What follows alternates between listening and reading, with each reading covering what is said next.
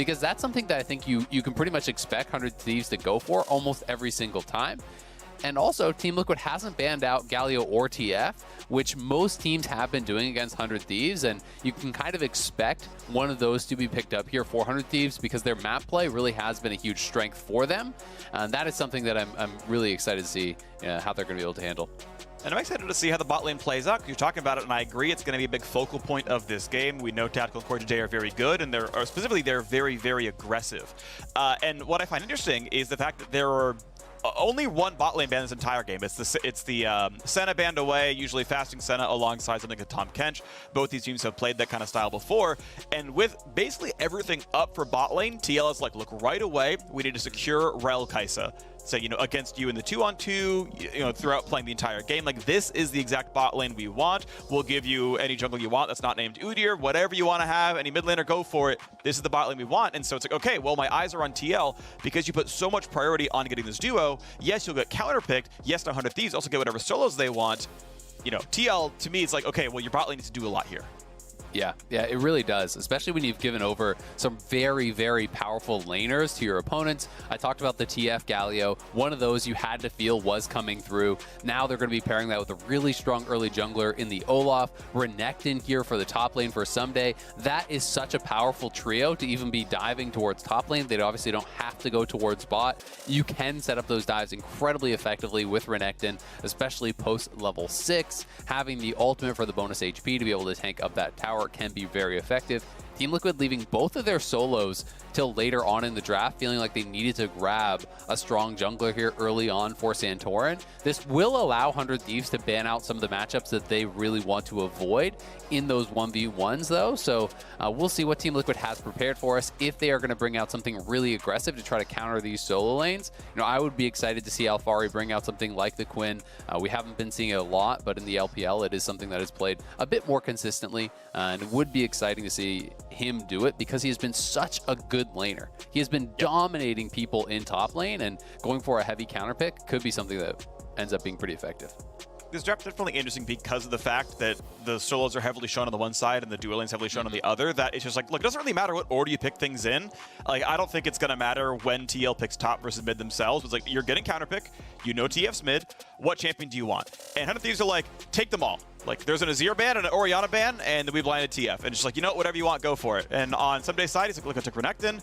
We already knew Camille was off, but I'm throwing in an R and a GB ban, and the Quinn comes out. He's like, that's the third priority if you're going to go for top lane focus, which, by the way, Team Liquid, I mean, they do play some top lane focus, right? Like, Alphari is maybe arguably the best top laner in the league. His laning is maybe chief among his skills. It would not be a bad game plan to play around Alphari and have that be the win condition, and there is a clear avenue here with the Quinn counter pick.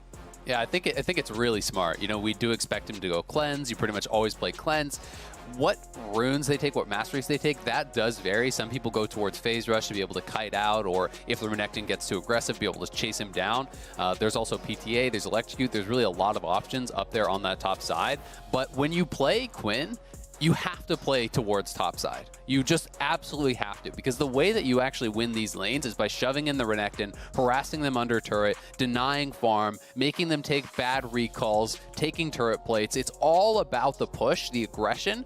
So they have to be up there protecting him, because if you have that Quinn just on an island, it's so easy for the TF and for this Olaf and everyone to show up on this person who's pushed to their opponent's tower and kill them off. So Santorin must be playing around it. That also means, you talked about Team Liquid having to get a lot out of their bot lane. That means it's less likely for people to be down there. But 100 Thieves, I feel like, are going to be okay with that. Drafting Ezreal here tells me that you probably are not going to be playing as heavily towards that lane. You just want to withstand it. Huhi on the Nautilus, you obviously could look to set up ganks, but also could be out there roaming. We have been seeing this Essence Reaver Duskblade build. That's my guess of what we'll actually get from FBI here. It seems to be the new wave. Instead of actually getting your Spellblade from your Mythic, just getting that Spellblade to be from the Essence Reaver and just rush towards that. Also, Jensen going towards the Ryze. We have seen Jizuke bring this out, and it is something that, while it can't roam as well as the TF, you can try to match roams with your ultimate, and you can try to push in your opponent and then look to set up dives of your own. If you have a winning top lane and Santorin and Jensen can get the push mid, then you could go up with that Realm Warp towards topside and try to pull off a dive of your own on this Renekton. So a lot of exciting stuff going on here. Some very different picks a very different look, I would say, from Team Liquid, because this is very, very, very lane focused. The most lane focused counter I can remember from Team Liquid in a long time. Yeah, but it should be a whole lot of fun to watch for. I know we have seen other teams that, you know, have honestly weaker macro play these counters before. We saw Golden Guardians try Quinn themselves, but you know, one of the problems with them, this, you know, rookie heavy roster, is they couldn't navigate the mid to late game. It's kind of the meme that we've seen in the LCS of like NA Jace, where, you know, you're playing this counter pick focused aggressive top lane, you got to play around top. But Team Liquid are a very good team, right? They've got a ton of veteran talent. They're very, very skilled players, and you know, we should be able to see them convert the macro game, right? Convert the lane lead that you're expecting out of this Quinn into mid-game pressure, into late-game pressure. And so, yeah, my eyes are now really heavily, even though I said it was going to be on the Rell and Kaisa based in the early champ select, well, now I'm all just, okay, Alphari, Quinn, you know, in the squad around you, you know, how much can you win the game through this one-on-one and everyone else, you know, just shoving resources towards that lane? I think it's going to be fun to watch for. That's where my eyes are entirely in this game. And Quinn is such an interesting pick, even going later on into the game, because as you hit the higher ranks of your ultimate, you have so much move speed. You can be pushing out the lanes. You don't always have to continue your domination in that side lane. You can shove lanes and use your ultimate as such a powerful roaming tool. Especially post 16, you are so damn fast moving around the map that even though you're playing cleanse and your opponent may be playing teleport, you can often have more map impact by just pushing in the Renekton and roaming constantly, because they are not always going to be able to match those roams with their teleport. So will be really, really interesting to see. And I do think that this is a pick that I've been waiting for to gain more priority in the LCS, because Renekton has been so popular. So many teams are willing to just first pick the Renekton if it is open. And when that's the case, you need to evolve your champion pool to have answers to that. It can't always just be about banning it out every single time. You want to have the response, or at least the threat of a response here. Because if Team Liquid win this game off of top lane, now anytime someone goes in against Team Liquid, they're going to have to be concerned about the possibility of that Quinn coming out. Yeah, and those flanks are going to be exciting. They're going to be scary. You can, if you want to go Prowler's Claw build, you just delete you know, one shot delete the the squishy you find out there, and yeah, it'll be fun because it's a macro test. I mean, these are two of our very best teams. I mean, 100 Thieves with Cloud9 are tied for first place, and Team Liquid are one game behind them. They were the lock-in tournament champions. They are still my favorites to win the LCS in both splits. Sure, a slightly rockier start. Yes, absolutely. I think people expected them to be 5-0 at this point and not 3-2, especially considering the the losses they suffered were Immortals and a TSM who looked really poor up until that point. So, okay, for many people, they're saying, okay, is TL inconsistent? Are they just worse than we expect? But keep in mind, again, we had evidence 2 weeks ago that they were the best team in the LCS with this roster. They just won lock-in. So to me, the obvious look is it's a fluke. They did drop 2 individual games, and they will still remain a very top team. I mean, 100 Thieves themselves maybe should have been in the finals. Obviously, they nearly 3-0'd Cloud9. Like, that was obviously a possibility for them. So it is 2 very, very good teams, potentially the 2 best teams in the league. It's going to be an exciting battle. We are on the Rift, and pay attention to Ssumday versus Alphari, the best 2 top laners in the LCS, in a matchup that is all about them and how much the Quinn counterpick can do. This is going to be very, very exciting. It is PTA for Alphari, so that's interesting. You know, I was actually expecting, especially because there is an Olaf on the other side, to actually get Phase Rush, because Phase Rush is such a strong answer to the Olaf ganks. This is a champion that just kind of has to straight up run at you. PTA itself can be really, really powerful for the actual extended fights. It's stronger, I think, when you're looking towards team fighting as well. So we'll have to track how effective that's going to be, and I'm also interested to see which mythic he's going to go for. You mentioned Prowler's Claw. That is an option, but I do expect him to probably stick more with the marksman options, the Noon Quiver style builds. All 3 of those can work. It just depends, how worried are you about getting all in? Do you feel you need to go towards a shield bow, or do you want to get a little bit more aggressive with something like that Gale Force? Really, all 3 options can work quite effectively. Yeah, I'm going to be partial towards Gale Force. I know we're probably looking at the exact same data sources right now, but it is the most common pick for the Quinn. And you talked about something like Phase Rush for dodging an Olaf. Well, hey, you can Gale Force. You can dodge the axe and then just keep running, and you're probably going to be safe. So, yeah, we'll see where it goes. There is a lot of room for choices. The one kind of fortunate thing for Alphari is there's not a lot of true tanks here. Ssumday and Closer, neither going to get that tanky. You don't super have to go for like a Kraken Slayer. Nice slice in for Ssumday. Going to be some pretty good damage, and going to dice back out. Does not want to take the rest of that trade, as that was going to be just a lot of auto attacks. but still both players fairly low. Vault's going to be back up and gets the empowered auto a second time. So Ssumday already out his first potion, but forces that same out of Alphari. But I do think it's kind of more of a mistake from Ssumday to actually be up there and contesting the wave that heavily. Perhaps he feels like he really needs to fight for it. Starting Slice and Dice, that's a pretty interesting evolution there. I haven't actually seen that from Renekton. It does allow him to fight back, but now you're down a potion and you fought that heavily for the wave, and you're actually getting low before you're even level 2. So that is kind of the concern here, is generally you want to just give up the early wave, as we now see a fight on the bot side. Yeah, and Huhi stun locked really well. That was actually really, really good about CoreJJ. Lanes the W, waits, lanes the E, and Huhi, the attack animation is so slow and is canceled by stuns that for about 2 full seconds, he could not get Aftershock on the entire time. Tactical's free hitting. They get, I believe, all 5 stacks of Plasma through, and that is a really, really heavy health trade. Very well played mechanically by Core and Tactical. Really nicely done. Something we have definitely come to expect from them is some very strong bot lane duos here. You know, last time these two teams did actually meet up, we saw TL get the 2v2 kill, level 1. You got the Samira, got really aggressive. I believe it was Samira and Leona in that game, but it was 100 Thieves who then had constant attention down there from their team. Roams from Damonte, Closer attacking, and that was what put them ahead and really allowed them to snowball the game despite the individual 2v2 outplay. And now Closer down here once again. Stand from the cube, but Core keeps trying to juke, and Huhi just keeps waiting for it. Then finally on the animation, W's back down. Just kept walking closer and closer. But Santorin has come down, getting his own 6 camp clear. Santorin there, Closer going to be maybe hard-pressed to deal with it, but now the wave is bigger on the 100 Thieves side. This should be the expected push, meaning the duo lane can help the rest of this fight, which should allow Closer to maybe get Scuttle. They're going to look for this push on a Tactical. They're not going to find the root. CoreJJ just can't miss a skill shot, but now he's going to have to flash away because the anchor still is going to land. Tactical down to 120 health. 100 Thieves getting the better on the better of the rest of that fight. I mean, Santorin was kind of boxed out, right? So TL was positioned very aggressively, knowing that their jungler was in the area, but Santorin couldn't walk through the Olaf and the Nautilus to help his team. So as they're continuing to get pushed in, TL just needed to really back it up. Instead, they don't, and sure, CoreJJ had a nice peel to actually prevent Tactical from going down, but it cost him his flash. It gets Tactical incredibly low with no health. That's going to hurt. The FBI. Yep, that was so good. W into E auto. No reason to Q. You're going to get the skills to land regardless because the E is heat-seeking, and CoreJJ just gets first blooded. 100 Thieves, they can't keep getting away with it, but they always win bot lane. They're doing it again, Phreak. Another 2v2 kill here. Yes, there was a small amount of jungle interference from Closer, but really not a lot. And TL just making some mistakes there with their coordination on that bottom side, posturing too aggressively with Santorin boxed out, take a bad trade, cost them their flash, and then with TL so low under the turret, 100 Thieves just press in and punish.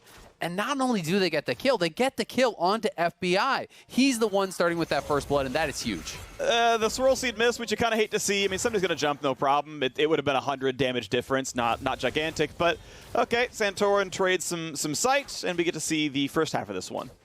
All right, we get to see the scrap up on that top side. Nice little stun. It does force out the cleanse, and you know this was a bit of a mechanical misplay from Alphari. You want to actually interrupt the slice with your vault. That is the timing you're looking for, because if you do that, they don't actually get the dice activation. Then down on this bot side, we see CoreJJ already incredibly low. All the skills landing. The ignite was still available from Huhi. They're able to get that first blood. But up on that top side, that is really how you have to watch this. Can Ssumday actually get a slice reset? Because then if you allow them to do that, when you vault away, you can follow with the dice and actually potentially get an all-in or a good trade, or even just retreat back with that. So we have to see Alphari really being on point, because now, with this window, he could potentially be attacked. If they could get right up to top lane before the cleanse comes back up, you flash Gold Card, you flash Renekton W, you can burst this guy down before he's able to get out of that stun lock. And the wave is in a really awkward spot. You can see how far back Alphari has to play. He does not have sight on Santorin, doesn't know where Lillia is. He doesn't have ward control at all. And so even though theoretically he could fight Ssumday, you know, in actual fact, he's not in danger if his, fingers on the trigger for Vault. He can't play this. I mean, even getting level 6 on Quinn doesn't matter. Your ult's not instantaneous by any means. It's not going to do anything. So Ssumday gets the second dash, gets at least the small part of the stun, but a big Q is going to mean a lot of health difference. Yeah, good shot, but takes a turret shot, so too far up for Ssumday makes that trade go equal instead. At the very least, though, he's going to be able to reset this, and it doesn't look like they wanted to make a top lane play. So as long as he can reset the wave and get out before Santorin comes over here, he's in a pretty good spot. Damonte now is kind of cheating up towards top lane, though, so it looks like they want to at least consider making a move. You can see multiple wards, though, on the minimap actually tracking Damonte. They had one over by mid lane as well as one in the river. Falls in for a slow, but Ssumday kept the second part of the dash and able to get right out of range. Santorin shows up, makes sure the wave can be knocked down safely enough, and at the end of the day, it is still that 400 gold lead, 100 Thieves. Most of that being the first blood. There is an overall small farm advantage to the squad of TL. That's why the gold difference is not 600, but, you know, pretty negligible. It's not a huge deal regardless. TL going to get their second recall off out of the bot lane after Serrated Dirk was already in. I would say if you're 100 Thieves, though, you are extremely happy with how this game is going. Not just the fact that you got that gold lead in the bottom lane, but the fact that you're actually even in top lane, I would say is a pretty big win for Ssumday. He got no jungle help whatsoever, and in a straight-up 1v1, forced out to cleanse, and as a result, Alphari couldn't actually play the lane very aggressively. He's even going to be the one to take the first plate here, so Ssumday just has to be careful to not get chased down on the way out. All right, well, Alphari is going to get a lot done here. He may get second blood this game. Still has the autos coming in. Somebody has to ult, and that's enough to force Alphari out. He doesn't have the damage to finish off a 500 health Renekton, and so we'll let him walk to safety. But yeah, Ssumday, at cost of an ult, gets to get his share of turret plate gold. That's probably an okay ultimate. Just receive 160 and continue on with your life. That seems reasonable. If he wants to TP, he can. In fact, he's going to TP up to the top river to help guarantee that closer is able to grab this. And I mean, this is incredible. In low intervention bot lane, where Team Liquid rush picked the best duo they could think of, 100 Thieves get first blood. 100 Thieves blinds their top laner with no intervention. Alphari hard counter picks on Quinn. He gets a turret plate. Like 100 Thieves just in pure laning skill are beating Team Liquid. It's really impressive because I know that at least coming into yesterday's game against TSM, Team Liquid did have the best early game stats in the league. So this is something that you're not expecting to see. And even in that TSM game, they were winning the lanes early. They were winning those solo lanes. They had double counterpick this time around. And even mid lane, which we haven't really talked about, is still just going even. So 100 Thieves playing it out very, very well. Of course, Team Liquid has good playmaking, has good side laning. They can 1-3-1 this game as well. By no means is this game even close to over, but the early minutes are going the way of 100 Thieves, and has been a pretty impressive performance from Ssumday going up against Alphari, who's just been such a monstrous laner. You can see Alphari now, though, is on the roam. All right, Jensen going to look for Damonte here as well. Cannot get the swirl seed, though, as he walks backwards and kites away. And yeah, to your point, Azael, kind of overall counting everything and not just gold, TL are still heading into this game the best early game team in the LCS. With Dragon Stack and everything else, yes, that's where they stand. For example, as well, 100 Thieves obviously also good early game team. TL's early game gold leads are double what 100 Thieves get on average. Like, they are just outstanding overall in the laning phase. Core not going to stop the recall. He could have walked up for it, but I also think he didn't know. I just love the thumbs up every time. Every time. That never gets old. It's definitely the best. It's amazing because, like, it's the very first emote. It's the one free emote everyone gets, and it's the default. And it's like, okay, people are going to get tired of it. And yet it just works so well.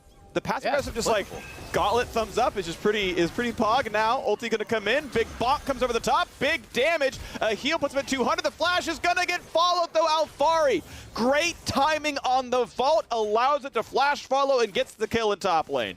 Really nice gank from Santorin. We were talking about how well the lane was going for Ssumday, and it was going great, but now the jungle intervention coming up here, putting Alphari into a lead. Not only does Santorin trade flashes and trade ultimates, they get the kill, and Alphari doesn't even have to pop a summoner. So now he should be in a really good position, gets the kill gold, is up 2 summoners to none, and you have to expect that Alphari is going to be able to exploit that advantage.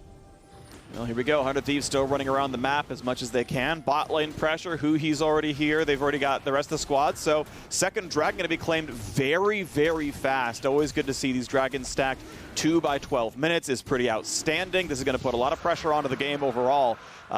Gold lead still over 1,000 or about 1,000 100 Thieves way. And hey, at 22 minutes, we could have a Dragon Soul. Also, hey, by the way, TF's going to show up looking for the stun. Stopwatch for Santorin, who he wants to find something else. Santorin's going to get knocked up there by Nautilus ulti. And he, yes, flashless, as you called out, is just going to go down. FBI steals it away, gives the team a thumbs up, and it's like, yeah, dude, that's my gold. Yeah. So really nice play. Actually able to punish Santorin cross map. Not sure if he would have been able to get out 100% if he had the flash, but at the very least, they are able to get something back. And now a nice engage here on that bot side. Big stun comes across from CoreJJ. The re-engage. FBI is just dead. Core's mechanics on point. Tactical's follow-up very good as well, but a second anchor toss means Huhi is not done with this fight. Closer can't get much more done. I love how action-packed this game is. It has been really, really good, and Huhi going in with the aggressive engage. But when you try to engage past Rell, it is very, very difficult to pull off because Rell will just jump past the tank that is engaging onto the marksman. You can double stun with the E, but we have to watch this bot side potential dive here coming up top side. I mean, it forces the TP out of Damonte, though. That's still a good play. It's a good run by Jensen. Says, okay. Honestly, even that ult out was really smart. You get the move speed from summoner teleport. There was even a chance Damonte finds the gold card chase. So, yeah, it's a cooldown down for Jensen, but a much longer one gone from Damonte. Yep, here is that initial play, getting good value out of this first ultimate. It was a nicely timed stopwatch from Santorin and mutes the gold card there. But with Nautilus on top of you, point and click ulti, root on the auto, then the scrap here in that bot lane. He gets the hook on the tactical, but this is what I'm talking about. When you try to engage past the Rell will jump over top of you. The W knock up, the R pull in, the double stun across both members, which also lines you up for a double Q to potentially get that bonus healing over onto your marksman. It is so hard to engage past Rell. CoreJJ making 100 Thieves pay. This bot lane has been very evenly matched, very back and forth. Now a 2v2 win on either side. Good by TL to get their dual lane up top side in time. They prevent Herald from getting any more than 2 turret plates, and Ssumday himself couldn't walk in any closer. The plate gold went only to closer. Not that it's bad. Olaf certainly scales, but all that did was give 320 gold to the Olaf, and nothing else really accomplished for that one, as TL's dual lane now plays around top side. I do want to chime in quickly on the Rell point. I agree with everything you said. The combo for those who are trying to play Rell at home. Start the W. Once you're mid-air, hit the ult. That will pull everyone towards your crash down to make sure the stun lands. You then land the crash down, walk forward for half a second, then mash the E for the hit. So W, mid-air ult, then hit E. That's how you get the triple CC. Yeah, it's really nicely done. We've seen that demonstrated a lot of times by CoreJJ. Smoothie's also been very good on the Rell as well. Yeah. To check back into this top lane matchup, which is now in the bot lane, ever since that actual gank, that kill that was pulled off, we've seen Ssumday, falling a little bit behind here. He's gone from parity in farm to down 27 CS. He's going to pick up a couple here, but still, we have seen that advantage be expanded, and Alphari is able to move around the map a lot more effectively so they can have more preferential lane assignments. When Ssumday is moving from bot to top, he's missing out on farm, crashing into the turret. Alphari has this ultimate to move around so quickly and is able to pick up a lot more farm as a result.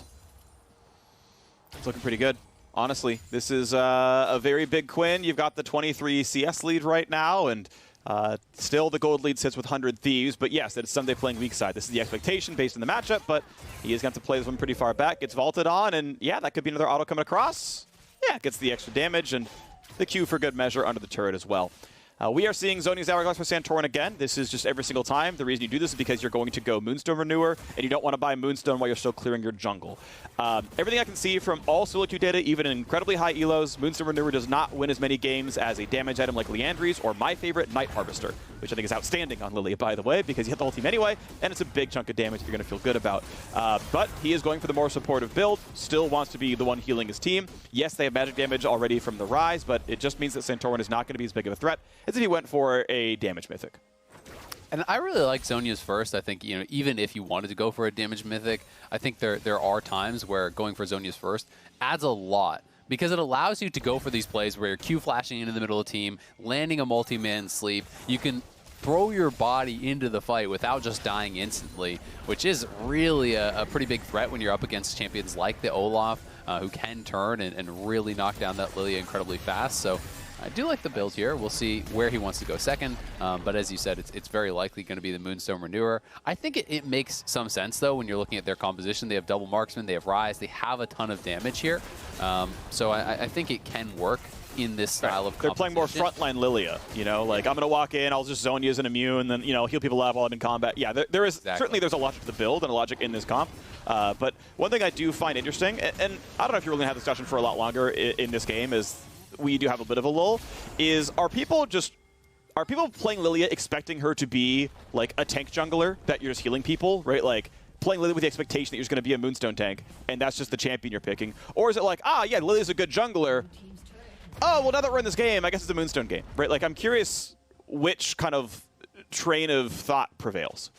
I think a lot of the times people are probably just autopiloting on the build. You know, that is my kind of feeling, because I do think that there are games where, you know, you're drafting Lillia as your AP threat, and then you're building Moonstone, and you're kind of losing a lot of the oomph from that AP threat, right? So I would hope that players, you know, are really taking all that into consideration, because I think just like with Marksman, some games you need Kraken Slayer to kill frontline, other games you need Shield Bow to be able to actually survive. I think it should be the same kind of thought process for a Lillia. You know, what do you need from this game? What real role are you trying to fulfill? And then customize your items around that. Don't just go in and autopilot on a build, really, no matter what role you're playing.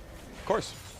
Yeah, I know for the last maybe a couple of years, we're like, hey, people aren't buying Executioners as often as they should be, or any other forms of healing cut. Like, that seems underpurchased. And now, oh, big play towards Jensen. As soon as he's Huhi, he's like, I'm out of there. Pops the ult, he's gone. Does cost the ult out of closure as well, but that cooldown is much, much shorter than a 5-minute flash. Top lane turret going to fall as well. Do want to point out, Jensen did, in fact, solo the top lane turret, first turret of the game.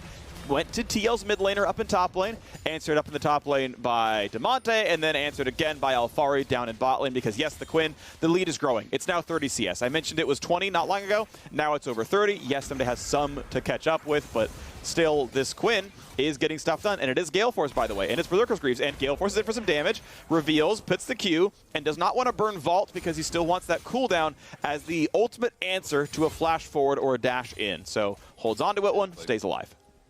You can really get punished if you vault too aggressively, because the Renekton, you use your vault just to harass. The Renekton can actually turn, pop his ult, flash on you, and then you're gonna get stunned. Yes, you can cleanse that, but he's on top of you. You have no vault answer for the slice and dice chase, and that's how you can lose those all in. So Alphari playing it pretty conservative, and I think that's the way you have to do it. But Ssumday going for a different style of build here, going Stridebreaker, and I do think this is just as an answer to the Quinn, being able to have the additional mini dash plus the slow on that, as well as the flat move speed that you're getting from all the extra legendaries that you do complete.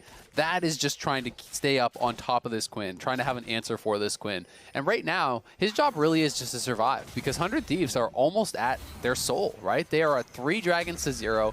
TL has caught up in the gold department. They were a little bit behind earlier on, but now they're going to have to contest all of these dragons, and one misplay, one pick prior to one of those dragons is going to mean a permanent buff 400 Thieves that will be so powerful, especially on a composition like this, where you have Ezreal, where you have TF wildcards. There's lots of easy ways to actually apply that Infernal Soul damage. Yep. Going to be fun to watch for, because we are getting closer and closer to this with a bunch of ranged champions who are going to easily apply the damage. And Team Liquid, they have gotten as much as they can to the Quinn. And to be fair, they have brought the gold a lot closer. For most of this game, 100 Thieves were up in gold. TL managed to close that gap, mostly from their solo lanes, as their bot lane was mostly losing, from what I could tell. But, well, at a pretty good time, and we've got this push, and Jensen is low. Jensen is flashless, and Santorin flashes in for his own sleep, but might not find the rest of it. That axe slowing Alphari is a pretty big deal. This was going to be a 4-on-3. Renekton was seen in bot lane. Ezreal was still in mid. They could have maybe tried to push through and find the rest of it, but the bird was slowed, could not find the vault, and 100 Thieves find themselves yet another kill. Yep, the axe slow is nice, but you just have to hit that Quinn at all. Oh, they're going in.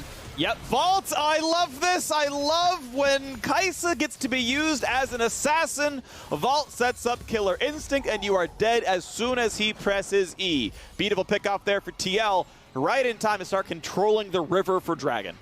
Yeah, really nice roam there. You can see Alphari already down to bot lane now. Actually stops the recall from Ssumday. Not going to end up being too big of a deal as he doesn't continue the harassment. You can see on the mini-map, but just so much utility. He's up in the top lane, doesn't get a kill there, roams to mid lane, kills FBI, goes to bot lane, stops Renekton's recall, and picking up the wave there. Is able to just move around the map so effectively. Does not have flash, though. It was a trade of flashes, so we'll see who can come out on top in this next fight. Santorin also not having flash is a pretty big deal, and he is going towards Leandri's second here. So it was just the Zhonya's to be kind of that battle mate, get in the mix of things early on, but is going to be wanting to go for that more serious AP threat. TL have first crack at this dragon. They are in the area. You can see Ssumday is in a position to flank. Jensen has to teleport to join, though, He's going to recall first. This could break out pretty quickly. Okay, yeah. Off of his previous recall, ran topside with 20 seconds remaining, said, no, I want to get the wave pushed in. He will, in fact, deny 2 waves for that play. And now he's got Zhonya's. Now he's TP'd into bot lane, so now he's here for the 5-on-5. Ezreal hits 1. Turret does drop in what I believe was the mid lane. And now the 5-on-5 can start. Santorin waiting around looking for his opening in. Nice scuttle pick up there. If Closer lands the smite, it is Infernals over 100 Thieves. Anchor's not going to land, but Santorin's forced back. Has Zhonya's. Here comes the hard engage from Rell. Double stun comes across. Knock up there on FBI, but running out of health is Closer, and the jungler is dead. Hard engage comes across. They've traded junglers back and forth. It's a 2 for 2 so far. Alphari in the chase for Damonte. Can't get that kill just yet. On the 3-on-3, though, another kill picked up for Team Liquid. They are winning this battle, and Huhi has nowhere to go. He will drop. Team Liquid will win this fight 4-2, and that dragon will be easy as Alphari will claim that 4th and final kill. And we'll see how much more they can get off this because all their carries are still alive. So can they get some additional gold from some towers off the back end of this play? Team Liquid fighting that out very, very well. Santorin and CoreJJ do go down, but you keep the Ryze, you keep the Kaisa, you keep the Quinn all safe, and they have so much damage kiting back and then being able to chase down multiple kills on the back end of this fight.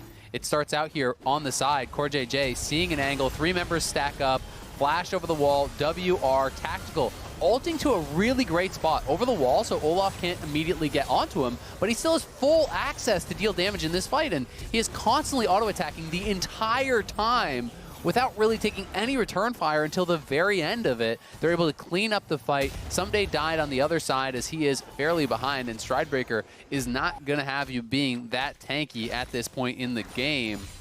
Team Liquid needed to win that fight, and they did. But 100 Thieves will still have multiple chances to grab that soul for themselves. So TL have got to play a very buttoned-up game. You cannot afford mistakes around any of these Dragon Pits.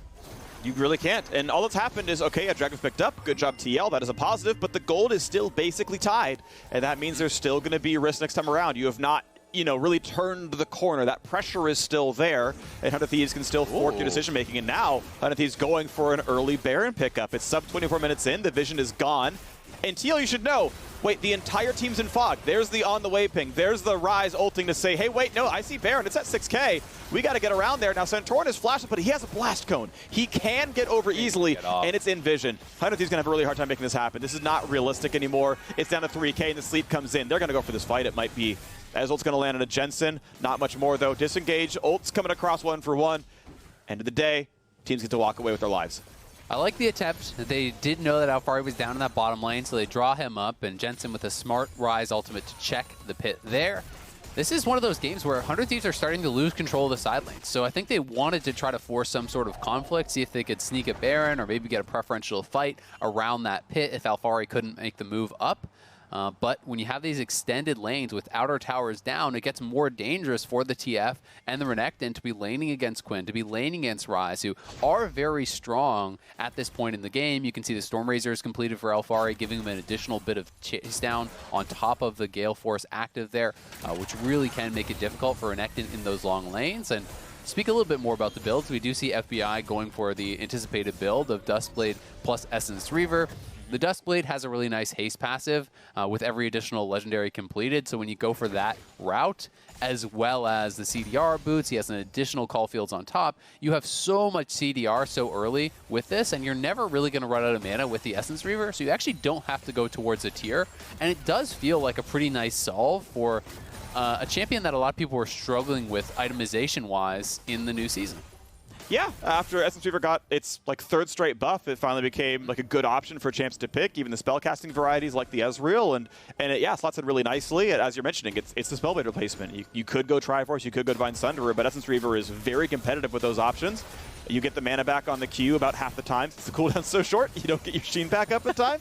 But yes, it is very, very good. Obviously, with Blue Buff, he's going to feel comfy. Swirl Seed's going to land on FBI. Sleep's going to be there as well. Ults to hit 2, but yeah, has to burn Flash as well to stay safe. Still at half health, and that means, hey, mid's under fire. Mid's going to drop, and Team Liquid grow their gold lead to 1,000.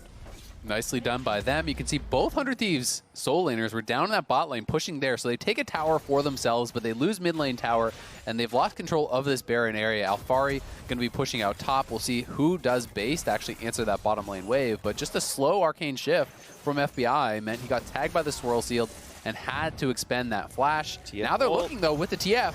Forcing a 5v4 until Quinn can show up. Root on the Damonte, though. Zonya's out of Santorin, trying to find the way in. Can't get just yet, but CoreJJ gonna buy some time. Still knocked down. The Bash Brothers on the backside, as it's still the kiting game for Tactical. Gets away with one, cannot get away from both of them. Ezreal jumps over the wall. FBI knocks down the kill. And 100 Thieves so far, so great. There's only one man left alive, and Jensen can only run. Zonya's his pop. They're gonna have the lockdown. Huhi may lose his life. He will not. A triple kill right in front of the Bear, and 100 Thieves with the Bud Light ace. What a play from 100 Thieves. Both solo laners were down in bot, and I think it gave TL a little bit of a feeling of safety there. Santorin didn't have his ultimate, so when they see them stacked up, they go back to base, TF ults in, Ssumday TPs in. I can't believe that Baron's still targeted that far out. But Ssumday able to get into the back line, and they had both Closer and Ssumday right in on top of the Kaisa there. We can see in this Honda performance play, the ulti gets popped, the TP comes in, last second on that ward. Despite a great Zonia's from Santorin to immune the gold card, they just get in on the carries. Tactical just cannot escape. He had a great ultimate kiting back towards that blue wall, then getting max range ultimate over towards the other side, but Closer was still on top of him. FBI shifts in over the wall, and TL's battle lines were completely broken. Unlike that fight we saw over by the Dragon Pit, Team Liquid did not have the correct positioning here. It was 100 Thieves starting it up. It was 100 Thieves pushing the pace. Team Liquid will get a Dragon off the back end of this, so at least they prevent Infernal Soul. But 100 Thieves is going to have the Baron buff, and you can see already Twisted Fate out towards that top lane. All of 100 Thieves moving up towards that. They want to start picking up some additional gold here. Yeah, I think this lead's probably going to grow. Yes, you lost a Dragon because you couldn't reset in time after Baron, but this is still going to look really comfortable with the fact that the gold lead is 4,500. Baron buff still on for a minute 45. And yeah, Quinn is bot lane. I mean, what are you going to defend? You know, sitting here 5-on-5 doesn't feel very good. I feel like, yeah, you might lose the inhib turret kind of no matter what. I would actually like to see Alphari just knock down bot tier 2. I think there's a consideration for just fully trading these objectives across the map. But who knows? Either way, I mean, they're still going to lose top inhibitor. So, you know, if you were going to do it at all, why not get a turret back for yourself? But maybe they go for the base itself, and if these are going to be threatening the Nexus. So during the Baron buff, they're going to force the 5-on-5. This is why Alphari has to come back at the end of the day. The turret's still at half HP. Those cannons really chunking away at it right now. It is getting very low, and a beautiful Ezreal ult getting so much damage out there from FBI. I think with them healed back up, 100 Thieves look like we want to try to back it up a little bit here. But they're staying around for now. They've got to be careful about any potential engage. But this Nexus turret is going to go down for sure. All right, turret is going to drop. There's one left. At what point does the fight begin? Because again, Alphari, this is such a late cleanse. Yeah. The gold card ended by then, but he's afraid of Ssumday jumping onto him. I understand why he pressed it, but takes a bunch of damage. Let's go back to the fountain. Half health left on this Nexus turret. Swirlsy gonna hit 2. That's the sleep. That's the go sign. As while he's napping, Jensen at half HP, and they will not engage. There's the hook in for Huhi, though. Zonya's for Santorin. Now big damage to CoreJJ. Gets 3 with it. Gets 1 for 1, but a second kill comes across. And it's time for Closer to run out. Team Liquid stuck in a 3v4 now as they lock down as much as they can to these minions. But the turret's still pretty low. Tactical's got to be careful. They're nearby. They're gonna find the big stun. They're gonna find a slice and dice, and Closer finds himself the kill. In a 4v2, it's gonna be Alphari getting a single kill, but a 3v2 is enough to close it out, and 100 Thieves will advance and stay in first place, knocking down Team Liquid. What an ending! 100 Thieves, knowing their limits, they're refusing to leave the base, kept the push going for so long there, taking down Team Liquid. Second day in a row, they have now gotten knocked down, and this was such an impressive game here from 100 Thieves, from the laning phase, Ssumday going even in that 1v1, getting counterpicked, you know, even in the mid lane, despite actually blind picking the TF as well. Their bot lane was fighting back and forth very evenly there. And this was just really off of great execution, great coordination. And I think that when 100 Thieves is at their best, it is about these global plays. It is about their ability to set up dives, to set up fights, just from nowhere, just like that. And we saw that one fight over by Baron really did swing the game. Being able to find the TF ultimate, TP coming in right out of nowhere, and finding this fight to just blow open the game. But I did not expect it to end off of that one Baron push, because we were still very close in gold. TL had a couple dragons for themselves. I was thinking they were going to be able to defend, but So much poke coming through from the Ezreal, constantly pushing them back, and 100 Thieves just knew their limits, realized these Nexus turrets are getting low, and we can just finish the game. Yeah, it's really incredible stuff. I mean, 100 Thieves, it's not even just the tower dives, right? They won the bot lane more or less heads up 2-on-2. Huhi has the highest gold difference at 10 of any player in the league. Yes, asterisk. When you're playing Tom Kench with Senna supporting you, you get a bunch of extra gold. But hey, by the way, FBI has the highest gold difference of all 80 carries. So even when he's playing Fasting Senna, with those games in the list, he still has more gold than everyone else in the league. Like, this bot lane is the most dominant bot lane. 100 Thieves are doing incredibly, incredibly well. They are alone in first place. They are half a game above Cloud9. This is a very strong team playing incredibly well. And this one, it wasn't really about Ssumday. Like, he held on nicely. Yes, he obviously played it pretty well. But, hey, he was playing weak side. He burned a cleanse, but he had to play weak side. The other four, though, absolutely phenomenal stuff. 100 Thieves came through with a win against an incredibly strong team, and deservedly so are right now in first place. Now it's time for us to step away. But when we return, the Stay from Analyst Desk will be breaking down that win, so stay tuned.